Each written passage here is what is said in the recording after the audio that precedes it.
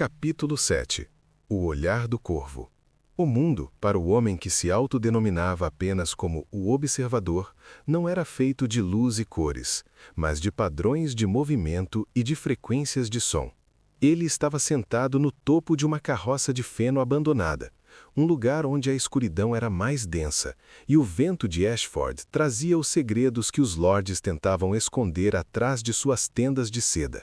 A escuridão vigilante era seu estado natural. Ele não precisava da visão perfeita para entender o que acontecia no acampamento. Seus ouvidos captavam o tilintar metálico de uma adaga sendo afiada a 300 passos dali, e suas narinas identificavam o cheiro acre de medo que emanava dos escudeiros antes do amanhecer. Ele era um dos 1000 olhos de Lord Bloodraven, a mão do rei que governava Porto Real com sussurros e sombras. Para o observador, Ashford era um tabuleiro de xadrez, onde as peças eram feitas de carne e vaidade. Ele sentia o cheiro do vinho de Arbor, aquele que o taberneiro Harris dizia estar batizado, e sentia o odor de conspiração que flutuava no ar como o mofo em um porão úmido. Ele via mais do que quem tinha olhos, pois não via o que os homens queriam mostrar, mas sim o que eles não conseguiam ocultar. A hesitação em um passo, a tensão em uma voz, o suor frio na nuca de um traidor. Seu foco naquela noite estava voltado para a pequena fogueira onde um gigante e um garoto tentavam manter o frio à distância. O observador inclinou a cabeça, captando os sons que vinham daquela direção. E foi então que ele começou o relatório do príncipe. Ele observava Egg através da luneta de sua percepção aguçada. O garoto estava agachado, limpando uma panela com terra, mas havia algo em sua postura que traía sua origem a cada movimento. Egg não se curvava como um servo comum. Suas costas eram retas, seus ombros possuíam uma autoridade herdada de gerações de conquistadores, e a maneira como ele olhava para Dunk, um misto de proteção e reverência, era a de um mestre observando um protetor, não a de um escravo olhando para um senhor.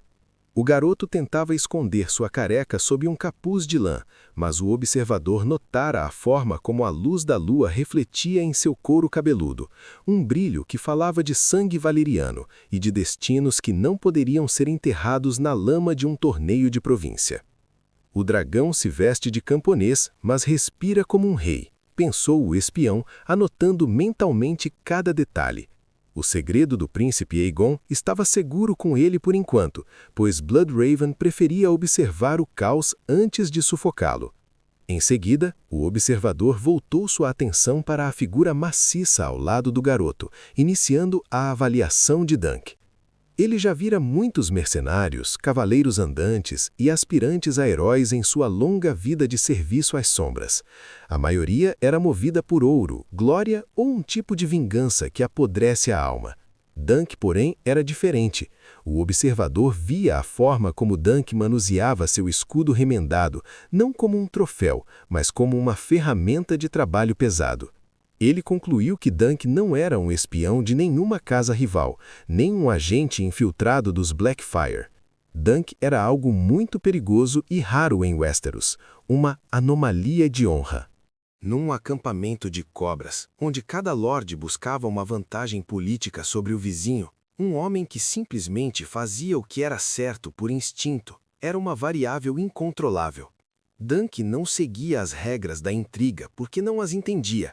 Ele seguia o código de cavalaria como se fosse uma lei física, imutável como a gravidade. Um homem honesto é uma arma que ninguém sabe manejar, murmurou o observador para si mesmo. Dunk era o ponto de ruptura em Ashford, o martelo que poderia esmagar os planos mais sutis de Aerion Targaryen sem sequer perceber que os estava destruindo.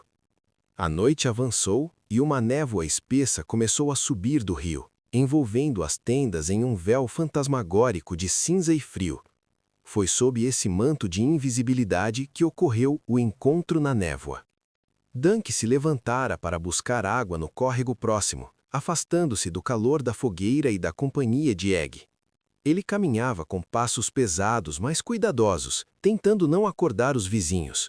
De repente, a névoa pareceu se condensar diante dele e o observador surgiu como se tivesse sido esculpido pelo próprio nevoeiro. Dunk parou abruptamente, a mão indo instintivamente para o punho da espada de Sr. Arlan. "Quem vai lá?" ele perguntou, sua voz vibrando na umidade do ar. O observador não respondeu com palavras imediatas. Ele era apenas um vulto encapuzado, cujas feições permaneciam escondidas nas dobras de um manto cinza-ferro. Ele deu um passo à frente, sua mão emergindo das sombras para estender um pequeno pergaminho enrolado e sem selo. "Há nomes que você deve conhecer, cavaleiro do Umeiro", disse o espião, sua voz soando como o roçar de pergaminho seco. "Amigos são raros em Ashford, mas os inimigos são como a erva daninha no campo. Aqueles que bebem o vinho de Aerion buscam a sua queda.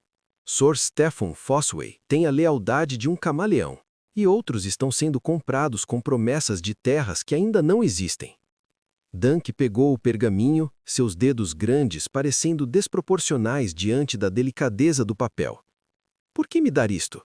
Quem é você?" "Eu sou apenas um lembrete de que a mão do rei tem 1000 olhos, e hoje um deles está focado em você. Não confie nas maçãs vermelhas antes de verificar se estão podres por dentro." O encontro durou apenas alguns segundos, mas deixou Dunk parado no frio, segurando a informação que poderia salvar sua vida no julgamento de Sete. O gigante olhou para o pergaminho e depois para a escuridão onde o estranho desaparecera, sentindo que o torneio era uma besta muito mais complexa do que ele imaginara ao enterrar Sr. Arlan. O observador não parou para ver a reação de Dunk. Ele se moveu rapidamente através das sombras, voltando para o local onde seu mensageiro o esperava. Ele alcançou uma gaiola escondida sobre a lona de uma carroça e retirou um pássaro de penas negras como o azevite. Iniciou-se o ritual de Os 1000 Olhos e Um. Com dedos ágeis, ele prendeu uma mensagem cifrada na pata do animal. O corvo soltou um grasnido baixo, seus olhos negros refletindo a luz fria da lua. A mensagem era destinada a Porto Real, para o homem que governava através do medo e da sabedoria proibida. O espião relatava a presença do príncipe disfarçado, a integridade teimosa do gigante e o veneno que corria no vinho de Ashford. "A ameaça não é o gigante, meu lorde", dizia a cifra. "A ameaça é a honra que ele carrega. Ela é contagiosa e pode despertar o povo miúdo de formas que o aço não consegue conter.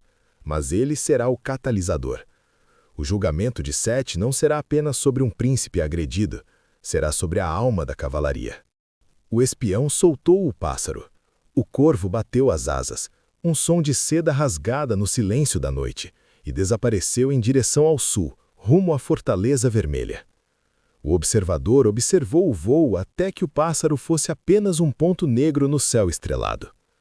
Ele sentia o peso de sua missão. Lord Bloodraven dizia que quantos olhos tem Lord Rivers? 1000 olhos e um. Naquela noite em Ashford, aquele um olho extra era o do observador, e ele vira o suficiente para saber que o mundo de Westeros estava prestes a mudar, impulsionado por um cavaleiro que não tinha terras e por um príncipe que não queria uma coroa. O espião desapareceu nas sombras, voltando para seu lugar de vigilância. O torneio continuaria. As lanças quebrariam e homens morreriam, mas ele estaria lá, registrando cada suspiro e cada traição para o Senhor que via tudo. Ashford era apenas um capítulo, e Dunk era apenas uma peça, mas o observador sabia que às vezes a menor das peças é aquela que derruba o rei. Dunk retornou lentamente para a fogueira, onde as chamas oscilantes projetavam sombras distorcidas contra as árvores. O pergaminho, agora oculto sob a aspereza de sua túnica de lã, parecia queimar contra seu peito, um peso físico que ele tentava disfarçar com ombros curvados. Ele ignorava que seu destino já cruzava as nuvens, carregado pelas asas incansáveis de um corvo negro em direção aos confins dos 7 reinos. O frio úmido da névoa noturna ainda penetrava seus ossos, mas era o conhecimento que realmente o gelava. Ele possuía a verdade, uma moeda mais valiosa que ouro para qualquer espião. Sabia exatamente quem caminhava ao seu lado e quem, nas sombras, já afiava a adaga para traí-la.